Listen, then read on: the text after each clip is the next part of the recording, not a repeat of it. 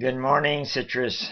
Today's Sunday, and it's January 5th. We're going to do an analysis of the article that was in the Chronicle on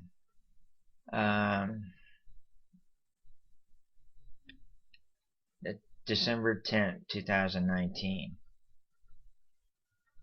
It's where I had written a letter to the Chronicle, and I'm just going to read it, and then we'll analyze it, and then we'll take it to the next step. A candidate for Citrus County Property Appraiser says two opponents must either leave their jobs in the office or drop from the race.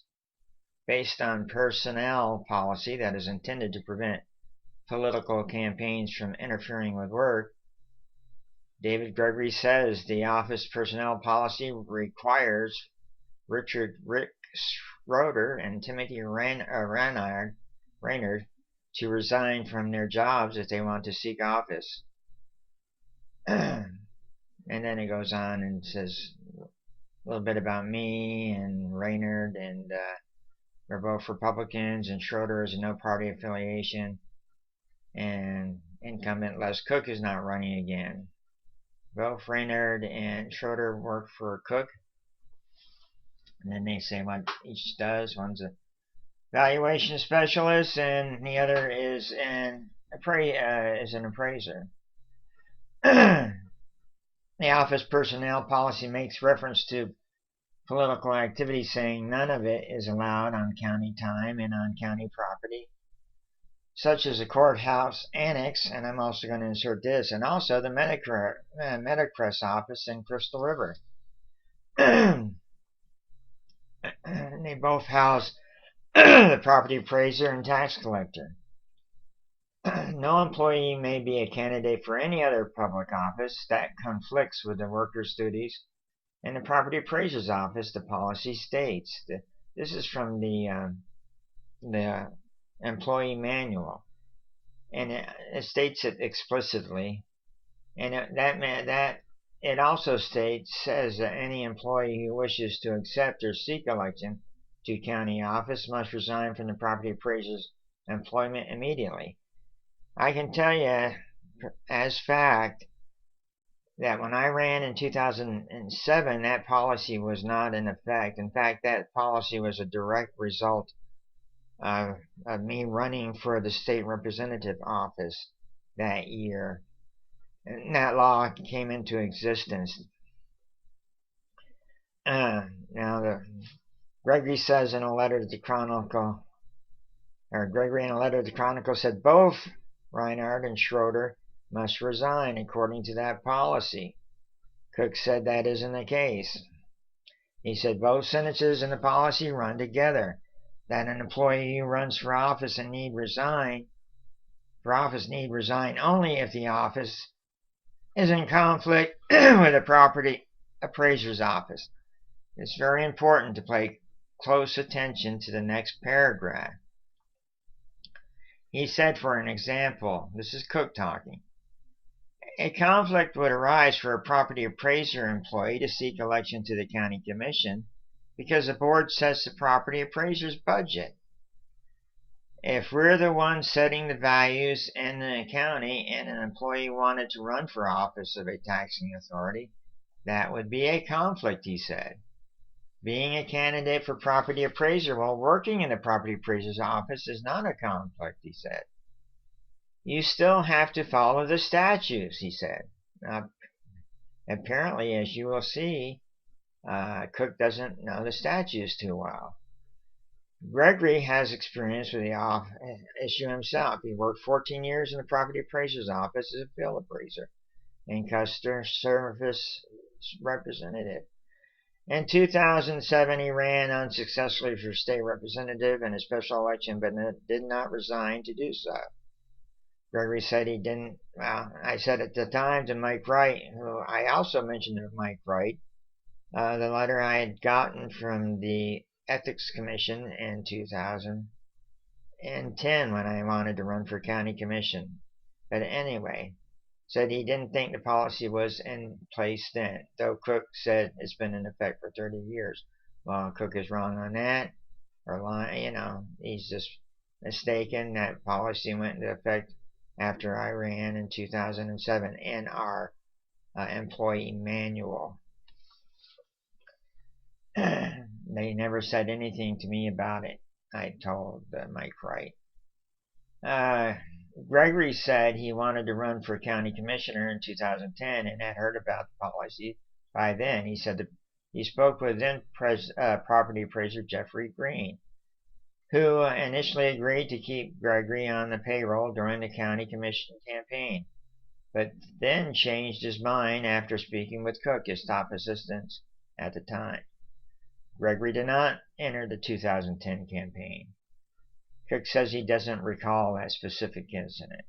He said he doesn't think the policy ever prevented anyone from seeking office while continuing their employment. Well, Cook is a bald-faced liar.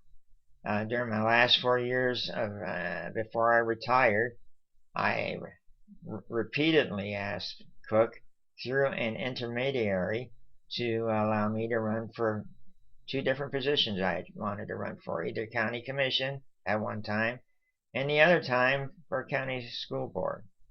On both occasions, Cook said no to those occasions. So I told Mike Wright, and this is continuing with the article, I will seek the Division of Election or Ethics Commission for clarification. Now this is where Cook said both Reinhard and Reynard and Schroeder told him of their election plans, and both signed forms acknowledging they read and agreed with the policy. So pretty much, he's saying, well, okay, you're sticking your necks out with me. The final decision whether an employee has a conflict in his or her campaign rests with Cook. The bottom line is we never exercised it. Then again, he's a bald-faced liar again. You've got some sour grapes out there, I suspect. I don't think it's made to keep people out of the property appraiser's race. Well, now remember you remember what Cook just said. He said you couldn't run for a county commissioner seat if you were working for the property appraiser, because that would not be, let's go back to it. Example, a conflict would arise for a property appraiser employee to seek election to the county commission because the board sets the property appraiser's budget, okay? It just so happens we have the letter that the Ethics Commission wrote to me on January 13, 2010. Ethics inquiry was it, because that's what I inquired about. I wanted to make sure I had all my T's and I's dotted.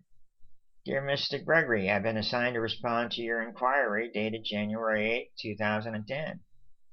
In your inquiry, you advise you are an employee of the Citrus County Property Appraiser's Office.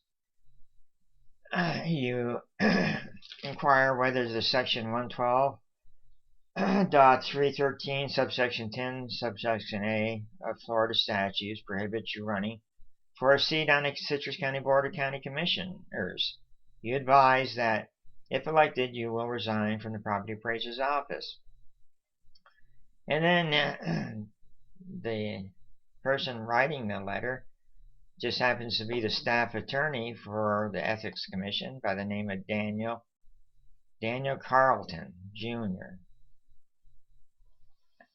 He goes on to say, I'm not going to keep repeating this statute, but the same statute prohibits an employee of the property appraiser's office from holding office as a member of the governing board, council, commission, or authority which is his employer while continuing as an employee. The property appraiser is a separate and distinct constitutional office from the Citrus County Board of County Commissioners. Therefore, you would not be prohibited by this law from running for the county commission while employed with the property appraiser's office. I would not have been prohibited. Okay, Cook is totally wrong.